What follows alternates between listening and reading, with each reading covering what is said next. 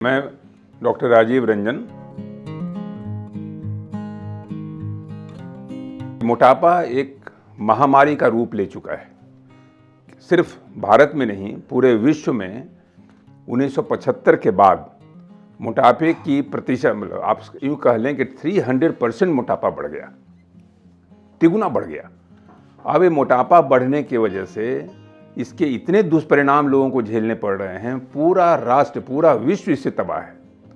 और हमारा राष्ट्र, हमारा भारतवर्ष जो कहा जाता था कि ये गरीब राष्ट्र है, डेवलपिंग इकोनॉमी है, तो यहाँ जो होना चाहिए, यहाँ पॉवर्टी और माल न्यूट्रिशन की बात होती थी।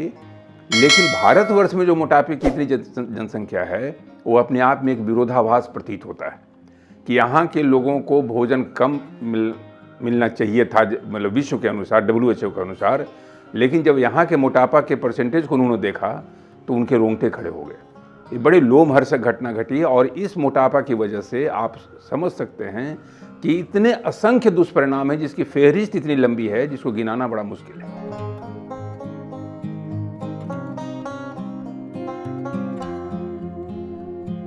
मोटापा जब भी आएगा अपने साथ डायबिटीज रूपी मित्र को लेके आएगा ही।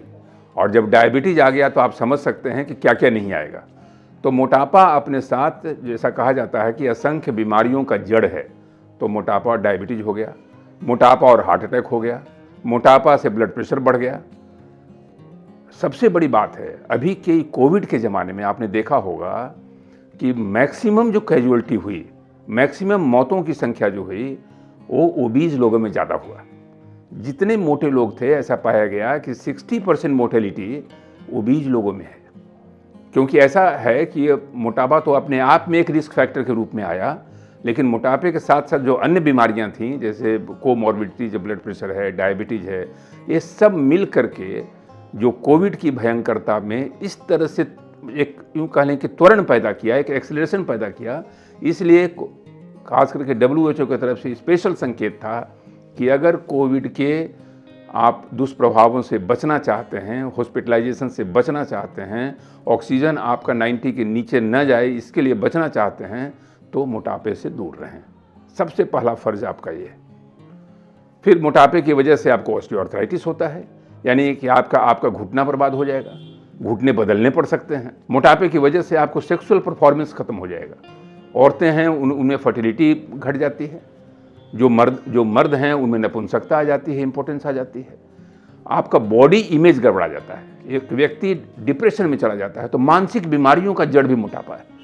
वो व्यक्ति न समाज को फेस कर सकता है, समाज के सामने खड़े होने में उसे हीन भावना का एहसास होता है। कई लोग जब कह देते हैं कि अरे इतना मोटा हो गया, इतना मोटा हो गया, इसका पेट इतना निकला हुआ है, तो समाज के बीच में बैठने में एक अवरुद्धता कायम हो जाती है, एक दूरी हो जाती है, वो सामीप्य नहीं महसूस करता है, सामाजिक सामीप्य नहीं महसूस करता है। तो ये बहुत बड़ा खतरा है।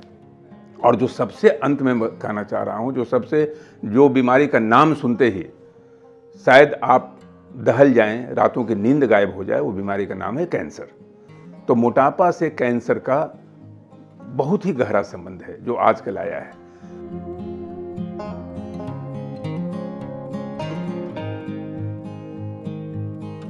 एक तो सबसे बड़ी बात है कि जितना आपके अंदर फैट सेल्स रहेगा, तो फैट सेल्स क्या करता है कि वो इन्फ्लामेटरी मार्कर्स को बढ़ाता है, इंटरल्यूकिन 2 को बढ़ा देगा। तो जितने इन्फ्लामेटरी मार्कर्स, मैं उसे डिटेल में नहीं जाना चाहता, लेकिन उस इन्फ्लामेटरी मार्कर्स का सबसे बड़ा डैमेजिंग इफेक्ट क्या है कि वो आपके इम्यूनिटी पावर को घटाता है।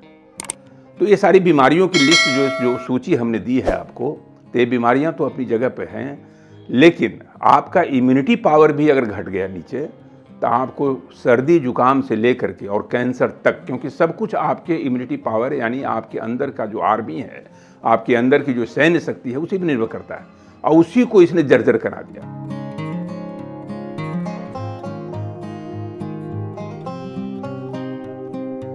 भारत पूरे विश्व का दूसरा ऐसा कंट्री है जहां बच्चों में मोटापा सबसे ज़्यादा अधिक है। और ये बच्चों का मोटापा आगे चल के वयस्कों के मोटापा में तब्दील हो जाता है, परिवर्तित हो जाता है, और वो वयस्क का मोटापा लाता है इन सारी बीमारियों को। तो आप समझ सकते हैं किसी राष्ट्र में अगर बच्चे इतने मोटे होंगे और वो जवानी के दहलीज पर जाते जाते इतने ज़्यादा कृशकाय हो जाएंगे, इतने ज़्यादा कमज़ोर हो जाएंगे, पूरा राष्ट्र चरमरा जाएगा, राष्ट्र की आर्थिक व्यवस्था चरमरा जाएगी। इसलिए चाइल्डहुड ओबेसिटी से बचना है, क्योंकि चाइल्डहुड ओबेसिटी कन्वर्ट कर जाता है एडल्ट ओबेसिटी, और उसमें हमारे माँ बाप का बहुत बड़ा रोल है।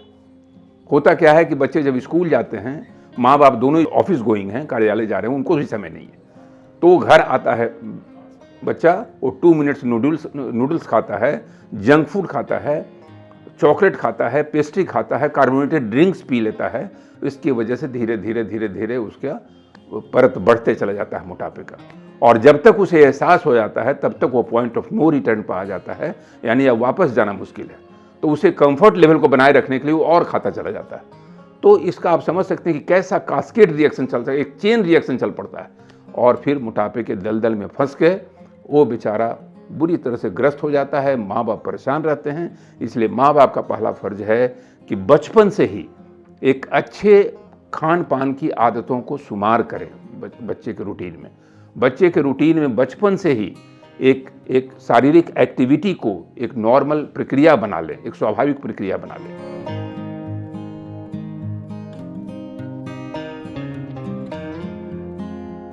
तो मोटापा बढ़ने का सिर्फ 2 ही मूलभूत कारण है। खाना, आप जैसे जैसे संपन्नता आपकी बढ़ी, आप निष्क्रिय होते चले गए, शारीरिक अक्रियता आ गई, सक्रियता में कमी आ गई। यानी कि आप दिन भर सोफा पर बैठे हुए हैं, ऑफिस में बैठे हुए हैं, घर आए तो पलंग पर लेट गए, टीवी देख रहे हैं, मोबाइल देख रहे हैं, फेसबुक देख रहे हैं, ट्विटर पर जा रहे हैं, लेकिन शरीर चलायमान नहीं है। तो शरीर का चलना बहुत जरूरी है, और ये संस्कार बच्चों को जन्म से ही देना होगा। तो दूसरा संस्कार कि खान पान में जंक फूड नहीं, ज़्यादा फैटी फूड नहीं, ज़्यादा फैट का सेवन नहीं। तो अगर कैलोरी रेस्ट्रिक्शन करेंगे, कैलोरी का एक्सपेंडिचर बढ़ाएंगे व्यायाम से, तो आप यूँ समझ लें कि आपका घर तो सुरक्षित रहेगा ही, आपका राष्ट्र भी सुरक्षित रहेगा, राष्ट्र स्वस्थ रहेगा।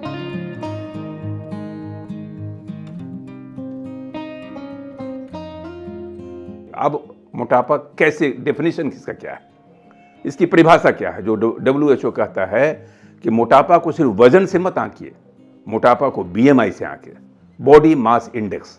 बॉडी मास इंडेक्स कैसे नापते हैं? ये होता है कि जो आपका वजन है, वजन को आप डिवाइड कर दीजिए, अपने हाइट को मीटर से बना के उसको स्क्वायर कर दीजिए। अब इसको है कि अगर ये 30 के ऊपर चला गया तो फ्रैंक मोटापा है, अगर 25 के नीचे है तो आप बिल्कुल विश्राम में रह सकते हैं, कहीं कोई तनाव लेने की ज़रूरत नहीं है। 25 से 30 के बीच में है तो आपको सतर्क होने की ज़रूरत, मतलब आप उस डेंजर लाइन पर आ गए हैं कि जब ये 30 क्रॉस कर जाएगा, उसको ओवरवेट कहते हैं। तो उस 25 से 30 को आपका ये दायित्व होना चाहिए, आपका फ़र्ज होना चाहिए कि उस 25 से 30 के बीच वाला जो रेंज है BMI, उसको आप 25 के नीचे लेकर के जाए। और 35-40 के बाद तो मॉर्बिड ओबेसिटी कहते हैं, जिसमें सिर्फ सर्जरी का रोल है, दवाई का भी रोल नहीं है। सर्जरी, बैरिएट्रिक सर्जरी जो होता है, उसको करके हम लोग बहुत हद तक इसको निजात दिला सकते हैं। तो इसलिए अगर आप इन सारी व्याधियों से, या यूँ कहें सारे जो आपके खलनायक हैं, जो शरीर के खलनायक हैं बीमारियों के रूप में, उससे अपने आप को महफूज रखना चाहते हैं, तो खान पान पर ध्यान, शारीरिक व्यायाम पर ध्यान से अपना BMI लेवल को कंट्रोल कर सकते हैं, अपनी मानसिक अवस्था को दुरुस्त कर सकते हैं, और मोटापा पर फतेह हासिल करके आप पूरे राष्ट्र को एक नई दिशा, एक नया आयाम दे सकते हैं।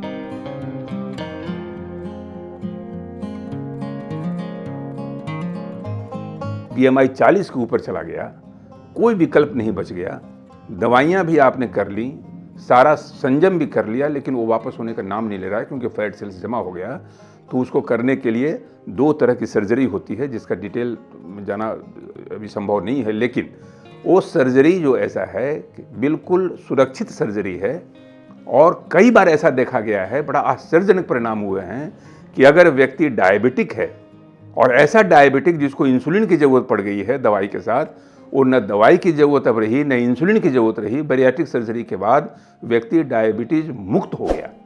तो डायबिटीज मुक्त इंसान का की परिकल्पना सिर्फ बैरिएट्रिक सर्जरी से ही संभव है। तो इसलिए सर्जरी से घबराएं नहीं। अगर उस तरह का मोटापा हो गया तो अगर सब कुछ ठीक ठाक है, अगर सर्जन्स का इंडिकेशन करता है कि आपका बॉडी इंडिकेट करता है कि सर्जरी होनी चाहिए, तो उससे घबराने की ज़रूरत नहीं है। उससे बहुत ज़्यादा कालांतर में, आगे आने वाले भविष्य में बहुत ज़्यादा उसके फ़ायदे हैं।